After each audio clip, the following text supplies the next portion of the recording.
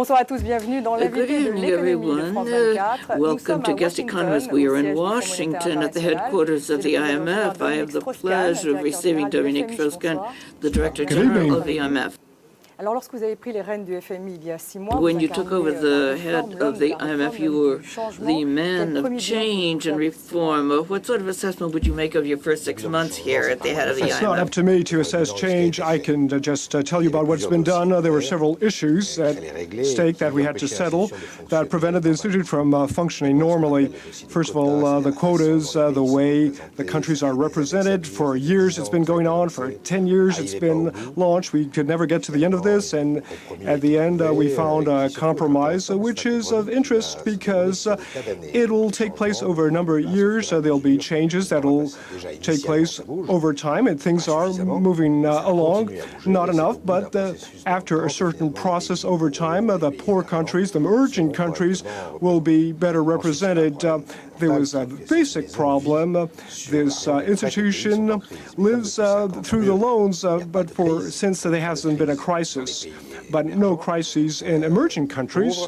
In the poor countries, we did not loan much, so we didn't have much money. We had to solve this issue, and we had thus sell gold, which belonged to us, and we were able to do that. So all in all, what had to be reformed was, and now we'll be able to go ahead. You are hoping to democratize the institution by giving greater weight to the South. When you came in, the reform was adopted, so it calls for developed countries to give a certain share of their voting rights, about 1.6%. No, it's not enough. What is enough is to have changed the system, and in the future things thus will develop differently. The first step is not enough. We have to build a staircase, so we need all the steps. In the staircase, it'll lead us where to go. The first step is not enough. The first step is not enough, but the implementation of this new formula, how the countries are represented, they'll be better represented. You were a partisan of a system of double majority, which would allow developed countries to be better represented. We're talking about a majority of voices, but every country has to have one vote. The system is not in place yet, but I'm pretending as though it was. I consider that a decision has not been made if there's not a majority of the members, regardless of their weight, around the table of the board. And the United States represents 17%, Europe is, and the African countries represent like 2%. Their vote counts as much if I'm to consider that a decision is acceptable or not. So there's no formal double majority, but I behave, as it were, as though I needed this double majority, and I don't want to pass decisions via the weight of the bigger countries while ignoring the others. Is experience a serious financial crisis. You set up an economy plan. You're going to cut staff by 15%, and you want to sell off some of your gold reserves. How many tons and at what schedule? 15% of the staff. This is the situation before the Asian crisis. And it's true that the IMF swelled. We needed extra personnel at the time, but it's far behind us now, so it would make no sense to have so many people. So in good conditions for the staff, and we want to go back to the size we were 10 years ago. It's a reasonable size. How many tons? 403 tons to be precise.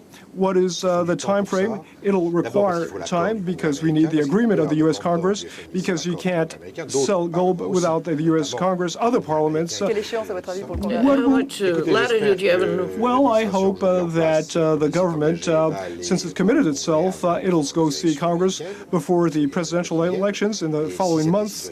And if this decision is taken as it was announced, the sale of gold will be stretched over the years to not disturb the market, but will bring the capital necessary. And once we invest invested, it will bring us income that will enable us to function normally and bring the international community this global public good, which is financial stability.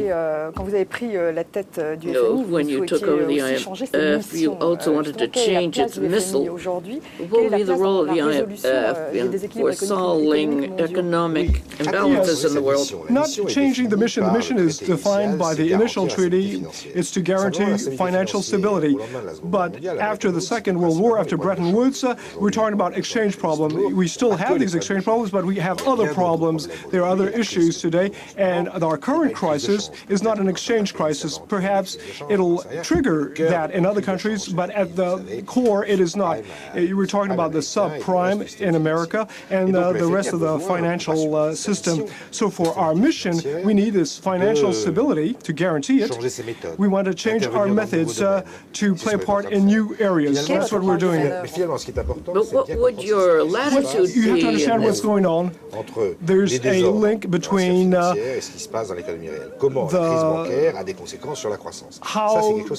this crisis has an impact on growth. And we're working on these new channels. We have to understand the advice we have to give to different countries, and the IMF plays a role behind closed doors very often with different governments to provide advice to what should be done. And there's a third type of action when a country really needs financial support. The IMF is there to back them up, and we support a number of countries. But there's not only the growth crisis, there's an important crisis developing on inflation and the price of commodities and food commodities in particular. So in a number of African countries in particular, that could generate a certain suffering because it will produce a certain imbalance. But we need to be present. What latitude would you have in a world where multilateralism is really in favor of the U.S. The United States was very positive. Even if we could fear the opposite at the beginning, when reforming quotas, when reforming the income of the fund to sell gold. But I would not say that the United States... But are you listening to these advisors? Overly pretentious. I would not say that the IMF is the only advisor of the big money providers, but the discussion we had, and we contribute information.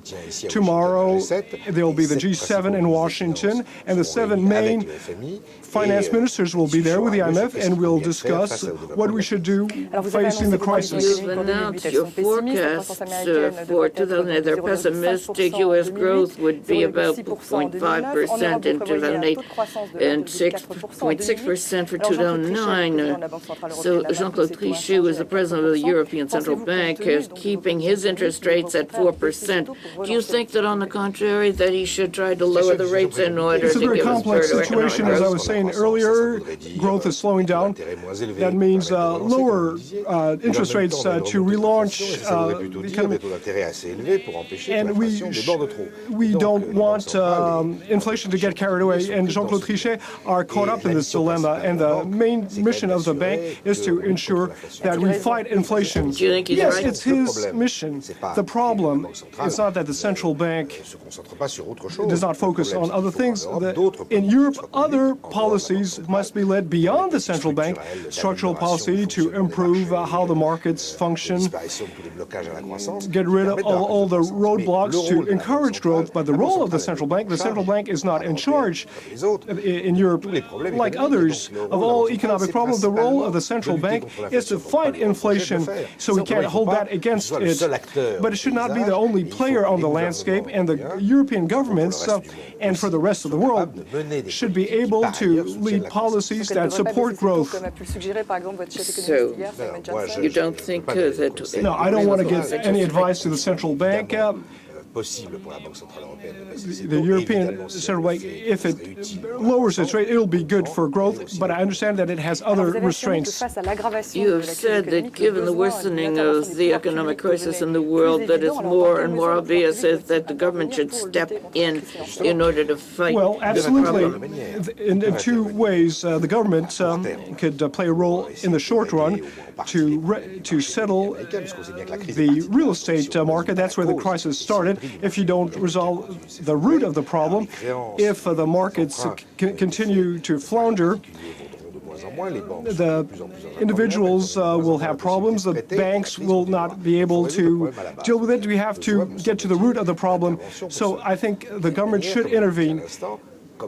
As I was saying a minute ago, the government must support economic activity where there'll be budget flexibility, and the United States illustrate this. There are other things to do to prevent the return of very sharp prices, like Paulson, for example. The Secretary of the Treasury made certain proposals. There are other ones on the table. They'll be discussed tomorrow. Be it as it may, we can't lead the markets solve the problems alone. Our crises are markets that do not function well, that were badly regulated, where there was bad monitoring.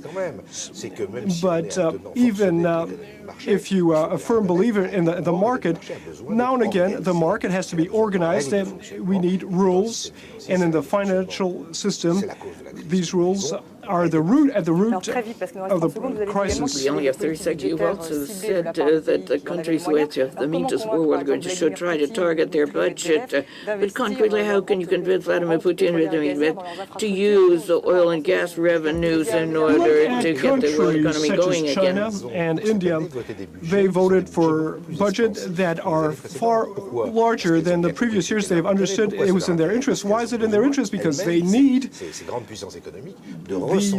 these big powerhouses to support growth, even when growth will be very high, such as China and India, lower than foreseen. The policies will support growth, and it's linked to what the IMF is doing. What about Russia, for example? Thank you very much, Dominique Strauss-Kahn. This is the end of it. Stay with us for France 24.